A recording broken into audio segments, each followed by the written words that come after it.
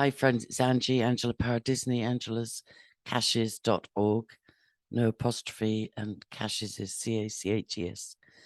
It's 9/11, and for me, although I'm old enough to remember September 2001, for me, this date haunts me because it's 8 years today since Elisa and Gabriel, the Hampstead whistleblower children, were kidnapped from their mother, and she only saw them a few times after that and fled the country for her own safety, which, when you look at what has happened to Anchor Hill, you know, currently rotting in prison under a 15-year sentence, very similar to Alicia Owens in the Franklin cover-up, you can't necessarily blame her for trying to retain her freedom whilst fighting for her children. It's I'm going to share a link to Corey Hamby's update.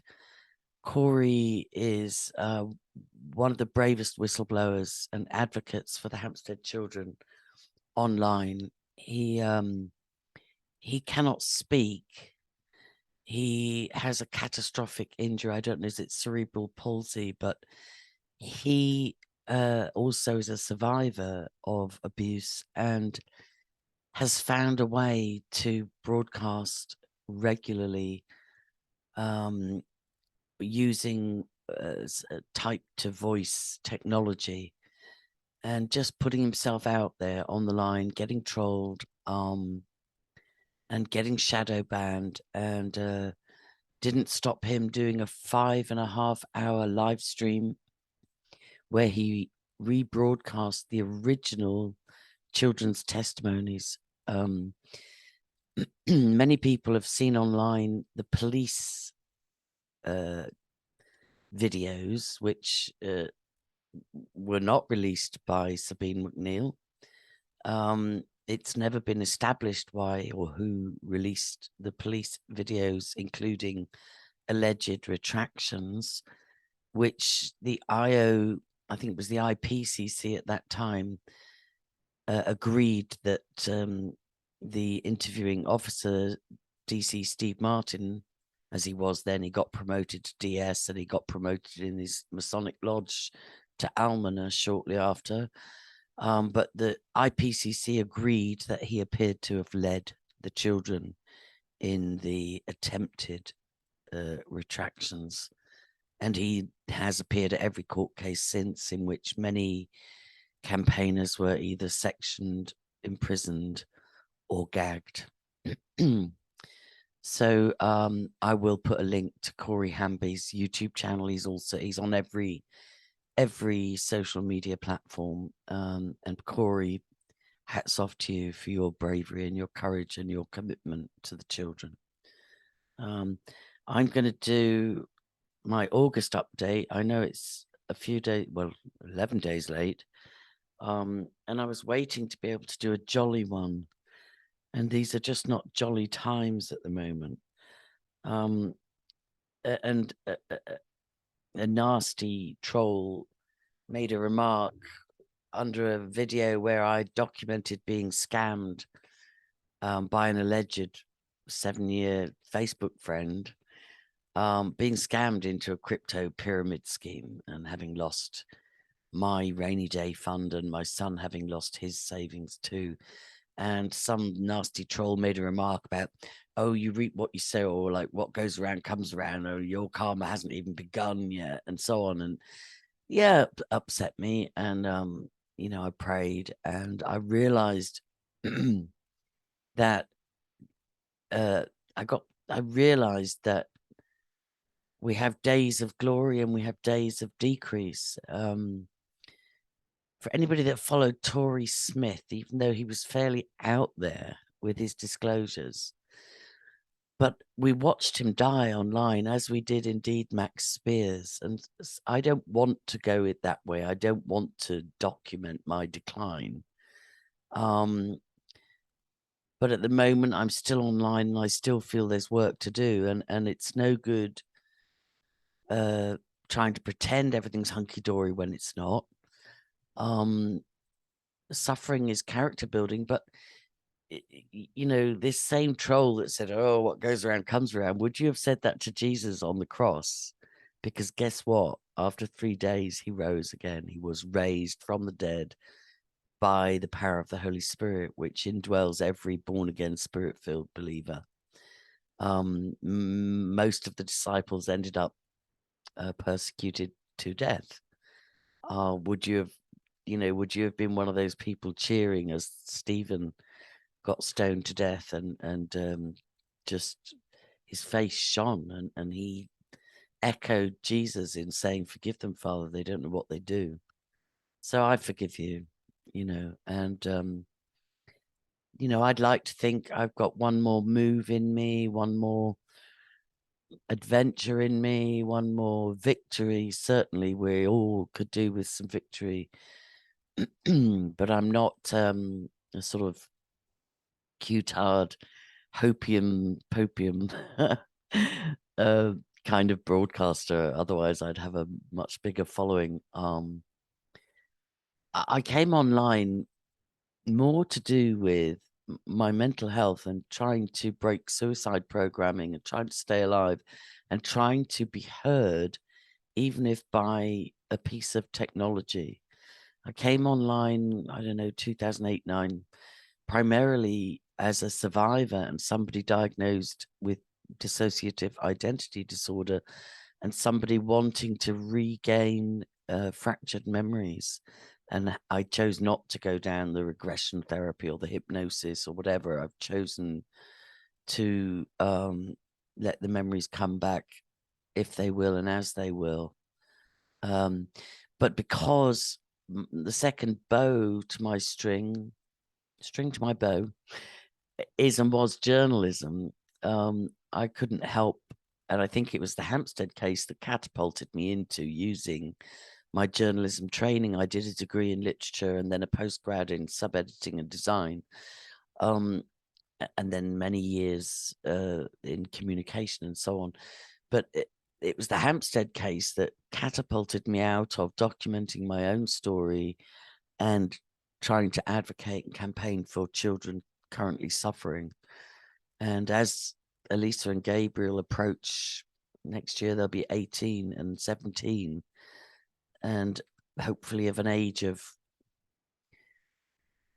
freedom or choice or, adulthood or so on. I pray for another miracle that they'll once again break free and disclose, although historically that is hugely difficult.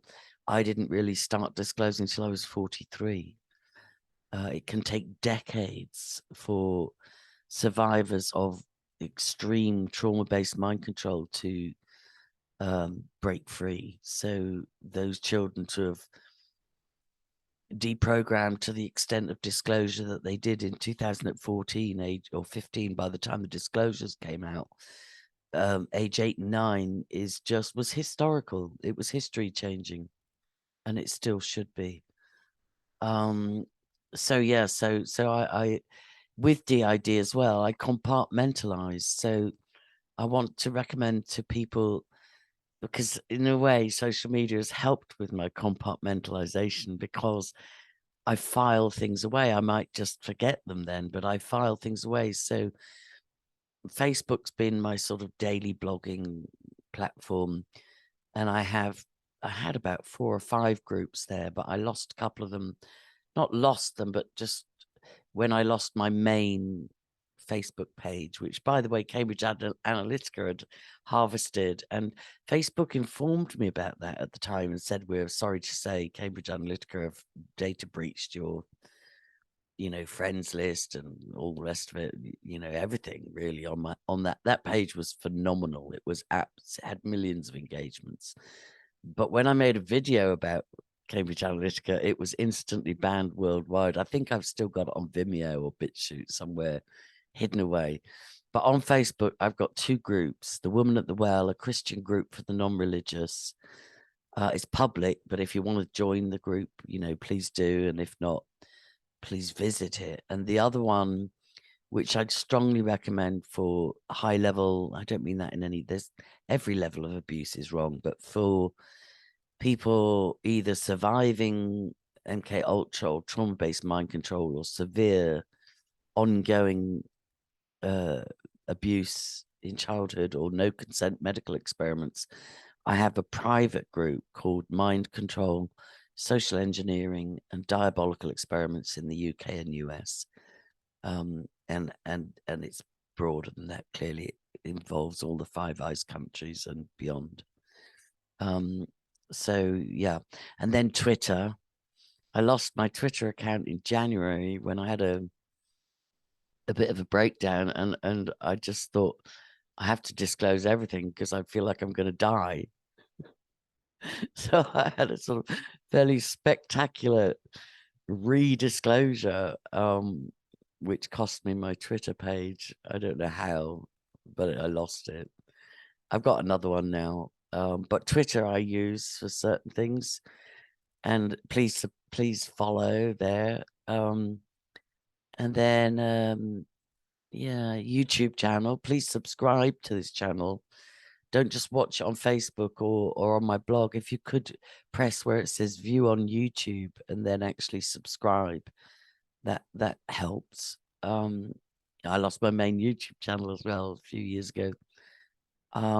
So we're still here. We've had some losses along the way. And anywhere else I put things. Yeah, I have an associate channel, Archives of Truth, which has almost completed re-uploading the nearly 500 videos I got taken down with my main YouTube channel, Archives of Truth. And I've got my blog, angelascaches.org. Thank you to the kind subscriber who donated. I've got a few new, well, a good few new subscribers and a few new financial partners for which I'm really grateful. Even when it's just a one-off gift, even if it's 10, 20 euro or whatever you're able to contribute, particularly over the last 9 months, has kept me going, and I'm so appreciative of that. So we've just paid our security certificate for the year on the blog, and I would recommend you go to the blog. I need to do an update on the GoFundMe, but they've been very supportive despite multiple attempts to take me down there. So anyway, look, I'm going to just run through. I did make notes, and I'm probably galloping, but you can watch this a couple of times if you need to. I've made notes on what I wanted to cover in this August update, and I'll fly through it, but do stay in touch. So yeah, I've talked about Hampstead. Oh, I wanted to talk about a researcher that fell out with me because of my slowness in questioning Brian Harvey. There's a researcher, he goes by the name Jesus. His family nicknamed him that because he would disappear and then they wouldn't be able to find him or know where he was or how he was, and then he would just rise up again. And so he did that so many times they gave him the nickname Jesus. But he's back on the scene. I'll try and put that link in the description box as well. Fraud and Corruption UK. He's on Twitter, he's on YouTube, and his research connected, he kind of picked up the mantle from Gordon Bowden in terms of forensic analysis of Companies House and dot joining to do with money laundering, shell companies, fraud and corruption, basically. But the way his recent work in showing the entire pyramid, starting in Westminster, almost always connected to Barbara Kahan, who allegedly died in 2000, but keeps being directors of companies for a day for the people like Karen Irving and others, and then disappears. But the work that Jesus is doing, Jesus, this is his nickname, on his channel, which is heavily shadow banned, obviously, but it's just phenomenal. Please keep him in your prayers and follow his work. He did superb work on the Hampstead case, found so many companies and connections, not just with, you know, the Ricky Dearman, but with Karen Irving, with so many others. Barbara Kahan was mentioned in original disclosures. It's all connected. The Hampstead case, Finchley Road. And I couldn't understand, why would the government take down some of my videos on Hampstead? Why, you know, a couple of times YouTube said, due to a legal complaint by the UK government, such and such a video has been removed. And I used to think, you know, no VIPs were overtly named in the Hampstead disclosures. Why is the government shutting this down? But with hindsight, the boiler rooms and trillions in money laundering and the corruption, the way the whole thing operates, it's not just, you very rarely find a highly organized pedophile ring without there being connected industries to it, as in porn distribution, snuff movies, porn creation, drug dealing, blackmail, and money laundering. You know, so that's brilliant work being done by Jesus. Yeah, and I realized something as well. I've been hard on Ella Gariva in my journalistic work on the case since 2015, and my survivor work, and I realized, you know, there's a lot about her lifestyle and parenting that is different to how I would do things. And you know, I've had different criticisms and questions along the way, but I realized it's a little bit like, if there's a rape victim comes forward, and then people say, but look at the way she was dressed, or what the hell was she doing out at that time of night, or look at who she was with. That's got nothing to do with it. And I don't think Ella's parenting or lifestyle choices have anything to do with the veracity of the children's disclosures and the disgusting, outrageous injustice that they were never made safe, nor was anybody brought to. None of the accused even had their technology. I think there might have been a cursory pretend confiscation of a couple of laptops months and months later, but there was no, the investigation was a disgrace, an absolute disgrace, an absolute travesty. The non-investigation, the crime scenes weren't sealed off. Nobody was arrested and questioned. There was a kind of, again, a cursory nod at questioning Dearman, you know, which was appalling. There were no technology seizures. There were plenty of those for the investigating campaigners, including myself, but none of the accused. There were no home visits. There were no interviews of the other 20 children that Elisa and Gabriel referenced. You know, no parents questioned. It was just absolute disgrace, up there with the greatest cover-ups of history, another one of which many remember today on 9/11. Yeah, so I talked about Diane Phillips, as she calls herself on media, approached me about the Hampstead case and said, oh, I'm a police surgeon, or I was. I think she was till 2010 or 11, if you can trust her backstory. And she said, I specialized in child protection. You're spot on with the Hampstead case. Keep going. But herself and Renal Hepburn conned me and my son into a crypto scam.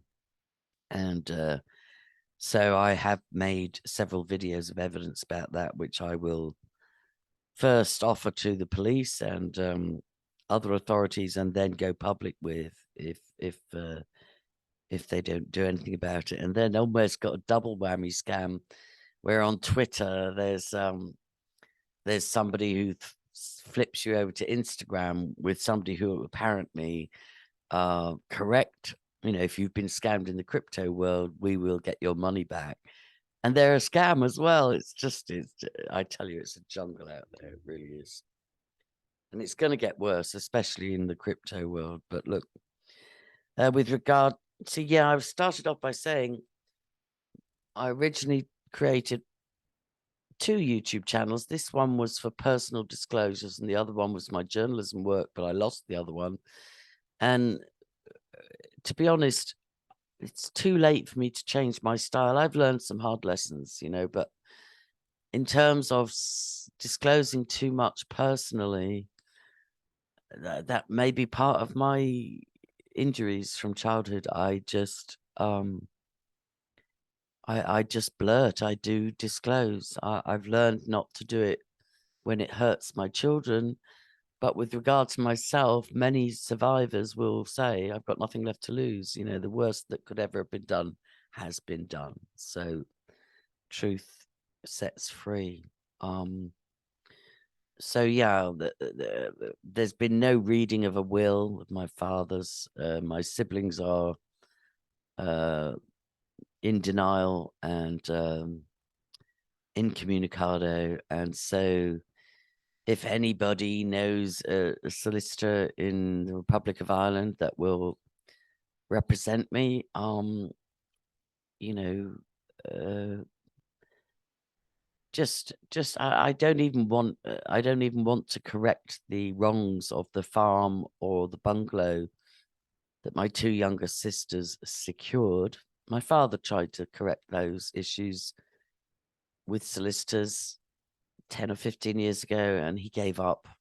I don't even want to fight those battles. It's too late for that. I don't want to fight the battle of my own 4 acres that was given to me, and the planning permission and house I designed. And, you know, I just want my share of the crumbs that are left. And that includes the 4-acre field that was originally for myself and Kathy and Fiona as the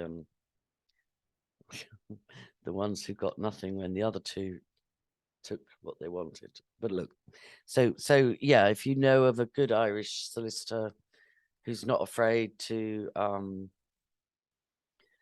you know, just go in on, I like I said, I'm not looking for trouble. I just want my share. I worked since I was 8 for it. My mother and I used to run a 150-seater restaurant while Amory and Sharon went off with Dad to pony camps and you know, horse shows and events, 3-day events, and hobnobbing with Princess Anne and all the rest of it, while Mum and I held the fort and financed it. So yeah, I want my share. Of course I do. Sorry to sound well, I'm not sorry at all, actually, to be honest. For those of you that know, you know. Yeah, why have I put rentals down? Yeah, I got my house valued and it's a very good price, but a friend said to me, you see, I do believe there's going to be a crash, and at the moment property's in a bubble, so I could sell my house at a very good price. But if I got caught in the transition period between selling and then rebuying, you know, I was going to downsize, buy something smaller, maybe a bit of a doer-upper. But if I got caught with money losing its value and the economy crashing, which is looking likely, this friend said to me, no, don't sell. You're in bricks and mortar and a home, which you could exchange for paper money with stuff written on it that could have no value. So it's a hard time at the moment. Just knowing what to do. I always did what I did for my children, and now they're gone. It's like it's a bit harder. Arthur got sectioned again. I fell out with him before that, but I still have compassion on him, and he got sectioned. Charmaine and I parted ways. You know, she was grateful for the help I gave her. I was grateful for the help she and Paul gave me. We have profoundly different theological beliefs, and it got a bit too evident, really. And then she had a little panic and, you know, thought I was intelligence or Mason or whatever. But there's no such thing as a female Freemason, but there is Eastern Star. But no, I'm not any of that. Gordon gobsmack. He's gone AWOL. I think he's just overwhelmed with he's an absolute gem, always helping people, and also had a lot of issues. So he's a good guy. It would be good to do some more shows with him, particularly on the Field McConnell thing. Cindy, the woman that Timothy Holmseth kind of, instigated a big drama, rescue, armed protector for Cindy, who became her boyfriend, I think. And then anyway, she was arrested and found guilty in trial by jury. So she's awaiting sentencing, so that's unfortunate. Yeah, Karen Irving. Yeah, I was shocked to find out that she's been grooming. Now, I could be covering back the last 2 years, but she announced her retirement a year or so ago, maybe more. But I was shocked to find out from survivors that she's been ongoingly grooming amongst survivors. One was told, oh, she's a social worker and she could help maybe reopen your case. Would you like her to help you? And she's a bit of a chameleon, allegedly, to others like Jamie Maurice. Can't remember his last name, but he went by Muttley or Reese Leverick, but his full details were found. But to him, she gave a different story. Oh, I'm a mental health professional. I'm a psychotherapist.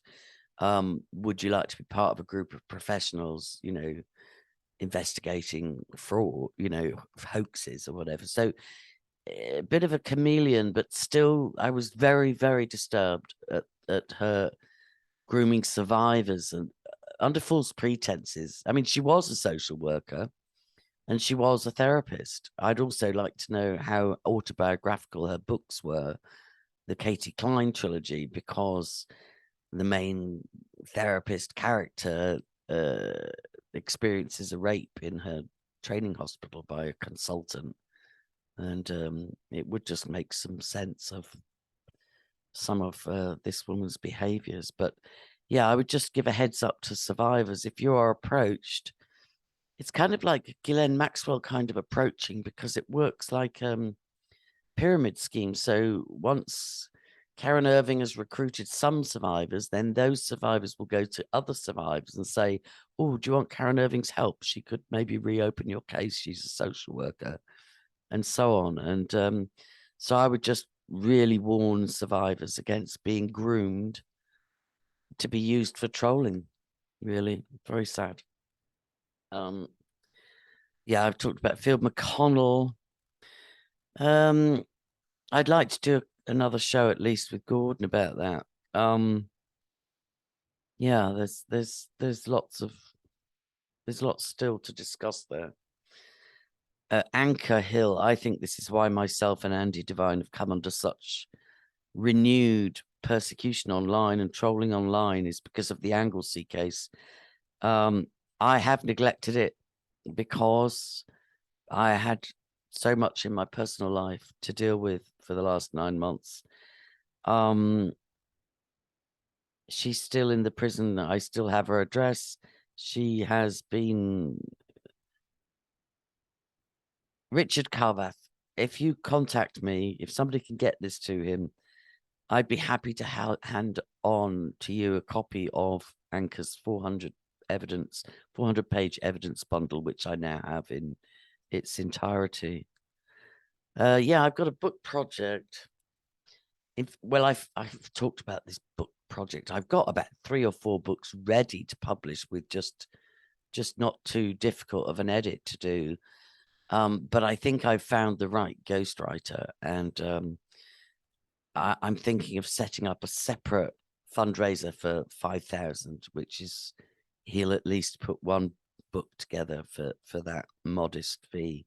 So if anybody's in a position, not, some people are very hard pressed, and I don't want you to be more hard pressed. But if any of you are thinking, I've got savings, or I've got this, that, the other, and I want to make a mark or do something before I exit this plane, if you feel that sponsoring me to actually, with help, document my testimony, which is what I've been trying to do for years now. Yeah, let me know if that's something you could help with.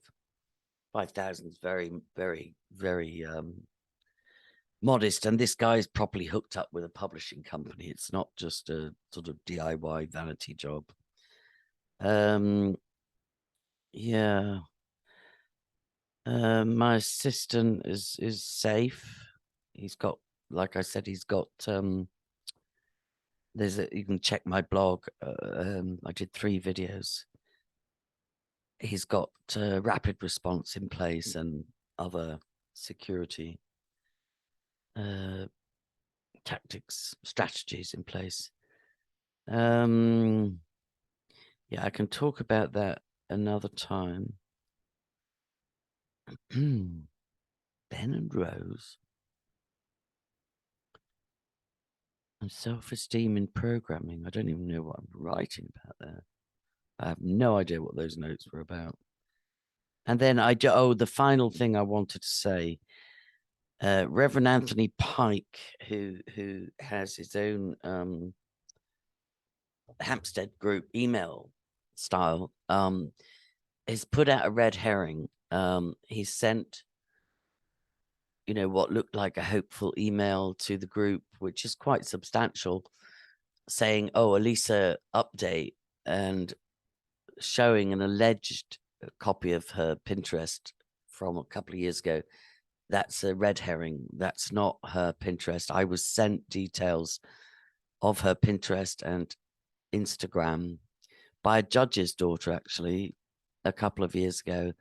And I chose not to release the details beyond a very small circle of people, because I wanted to protect Elisa's privacy. But certainly the Pinterest page, you've been duped, Rev Pike.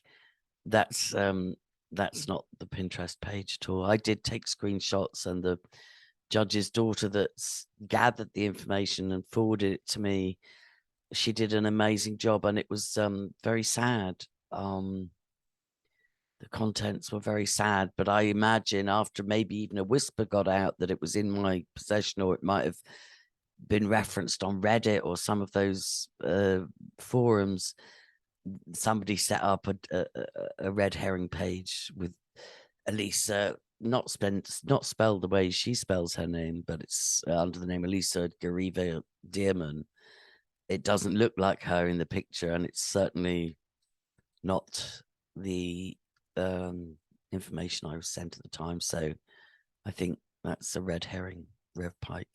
So yeah, pray for myself, pray for yourselves, pray for, the ones that are suffering, especially the children. Pray for the little boy in the Anglesey case. I'm so distraught about. My opinion on thus far is that the mother and possibly the therapist were duped, and the little boy has paid the price.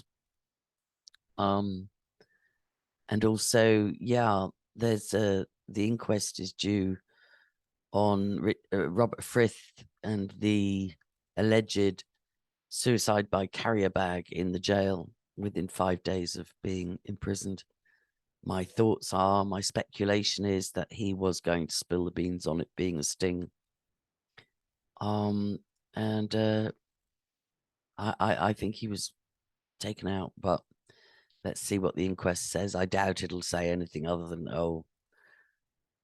death by Tesco carrier bag. When you look at 9/11 and you look at JFK and you look at the Franklin cover-up, you look at the McMartin preschool thing, you look at the Hampstead cover-up,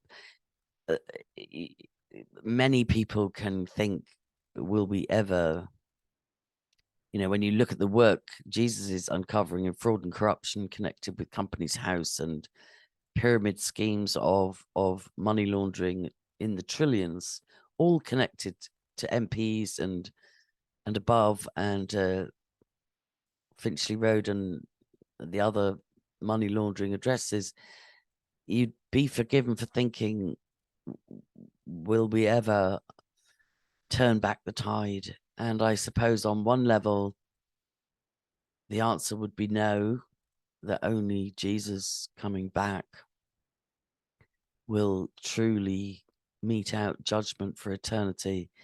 But on the other hand, we can't just roll over. We can't just avert our eyes. We can't, you imagine the children in your street, in your family, in the schools. Just imagine children within a 5-mile radius of you. If you knew they were being abused, raped, molested, tortured, brutalized, trafficked, and worse, would you walk the other side of the street? Like in the case of the Good Samaritan in the Bible parable, would you be one of those that said you were too busy and kept walking, or too traumatized and kept walking? So yeah, not a happy update. But if I wait till everything's great, it's already September 11th. So I just decided to bite the bullet. And, of course, I'll jump on when there's good news. And there is. We've done a lot of good. There is a lot of good. I'm so, so grateful. I've literally had to have my arms held up for the last 9 months. Like I'm so, so grateful to those that have walked beside me, come forward after years of watching my videos and mine never knowing them. And those that I've met that have come and met me, and those that have just appeared out of nowhere in my hours of need. My family are well. There's been much good, and I'm learning to dig deeper and appreciate what I do have and the blessings we do have. And so I just encourage any of you that are experiencing depression or fear or anxiety or uncertainty. I don't want to say platitudes. To those of you who have faith in Jesus Christ, lean in. I've had to lean in and go deep and find resources I didn't know I had, and grow up. I've had to grow some child parts of me up that wanted to just die, or like stay in terror. I've had to just grow those parts of myself up and say, look, we